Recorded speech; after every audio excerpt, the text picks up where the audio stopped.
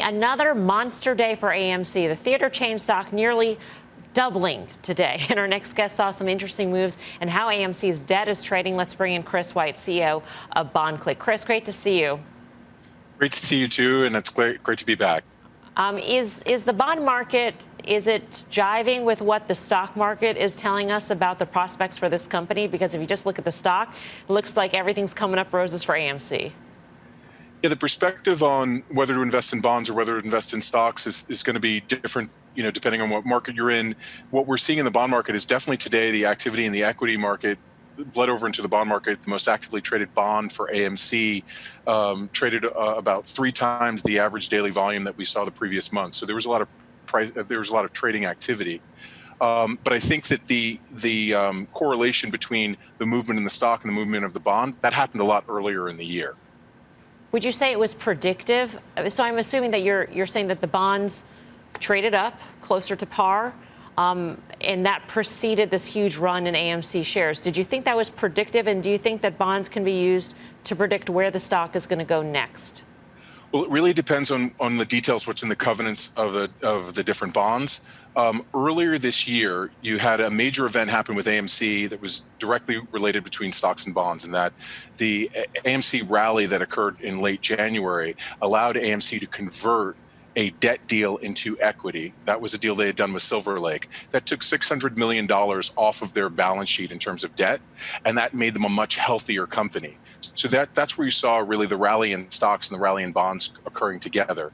The most actively traded bond in the market for AMC right now is actually their 5-year bond. And what we're seeing is the lift up in value that occurred in the beginning of the year. The bond went from 25 cents on the dollar to about 70 cents on the dollar when we get into February and March. So you saw a really big rally. And then what we've seen actually in the past month is we've seen the bond trade around 90 cents on the dollar to today. It was trading close to par. So it's really preceding the action that's been happening in the equity market if you're just going to compare, the magnitude of the moves in the equity market compared to the bond market. Hey, Chris, it's Tim. Thanks for joining us. This is fascinating stuff because, again, this isn't just about Reddit rebellion. You're talking about balance sheet repair, and there's a dynamic of fake it till you make it, whatever that means. You can all interpret that.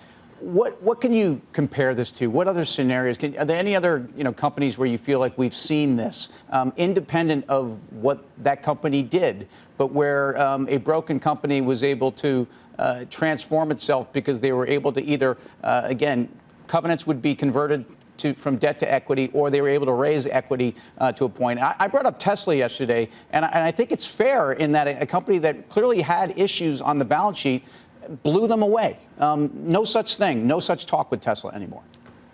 Yeah, I think actually the example that you're looking for is all around you. We're seeing the high yield market rally massively in 2021. And what that's allowed people to do, we can say fake it till you make it, certainly appropriate here. Because what it basically does is it allows a lot of companies that are struggling either because of COVID-19 or whatever is going on with their particular industry, it allows them to issue more debt at much cheaper levels. And so when we're looking at AMC right now, you're seeing the bonds hold steady at the $95 to $98 price range. If I'm over at AMC, I'm thinking, hey, could we maybe issue some bonds here, which would then create a rally in the current bonds that are out in the market and could potentially lead to a further rally in the stock, depending on how people perceive the fundamentals going forward with more cash on their balance sheet. So let me get this straight, Chris. You just basically said to Adam Aron, the CEO of AMC, you should issue more debt. Well, look, I think that for everyone who's kind of in any company that's in this sort of cycle where their business has been badly damaged by COVID-19, I think that the Fed absolutely, this is by design, has been keeping interest rates low, has been directly buying corporate debt so that companies can issue more debt and hopefully borrow their way out of this, the obstacles that they've been facing over the past 15 months. I think the issue at hand is how are these companies applying this newly found cash to their longer term prospects? And that's where bond investors are either going to look at the decisions being made as something where they'd like to hold the paper, or you'll see them dumping it. It really depends on how the company uses that cash going forward. So it's like a credit card. You've got to be responsible with it if you're going to use it appropriately. Chris, great to speak with you. Thanks for joining us. Thank you. Chris White of Bond Click. All right, so James McDonald, I'll put this to you. I've tried to put it to these traders here who've been with us talking about AMC. AMC has dramatically changed its capital structure. It is a different company from what it was a few months ago. Does that make it more attractive in your view? Wow, it's a great question. It really depends on your investment risk tolerance. This is a stock that's going to get pushed around. It's going to get bullied around. The run-up has been extraordinary. What happened today is something that doesn't happen very often, and a name followed this widely. The balance sheet is a story for management. It's a story for shareholders and bondholders long-term.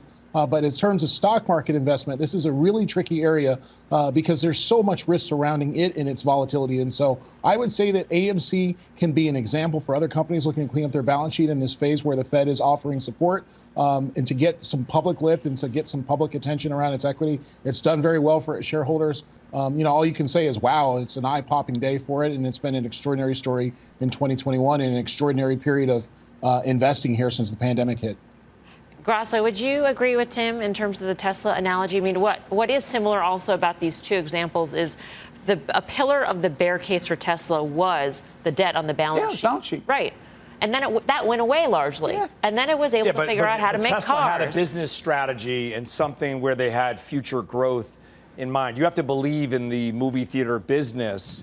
Like, I agree. They should be raising money. They should be raising a ton of money, and then they should go out and start creating content. And then they should go out and start trying to become a Netflix, because the movie theater business is not going to exist unless you're IMAX.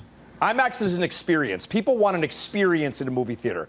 They don't want to go to a movie theater anymore. But I will say, but what's the size of that market? I know. And you're right to point out that how many people want to go to a movie today? You can buy up beaten up movie houses. You can make them experiences and make them different than they are, make them better than they are. But what's the size of that addressable market? Streaming is going home. I mean, this is what people are doing. Well, that's the point. Like Tesla, the analogy, Tesla had a future.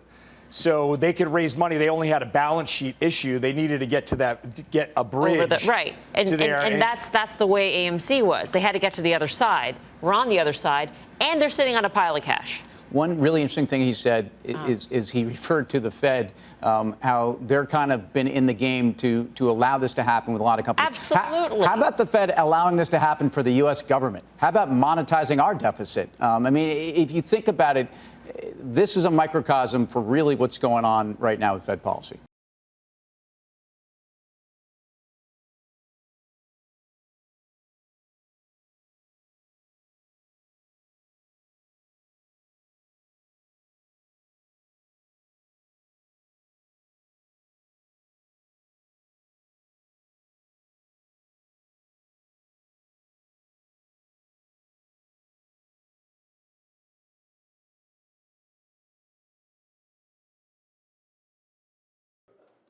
Shepard Smith here. Thanks for watching CNBC on YouTube.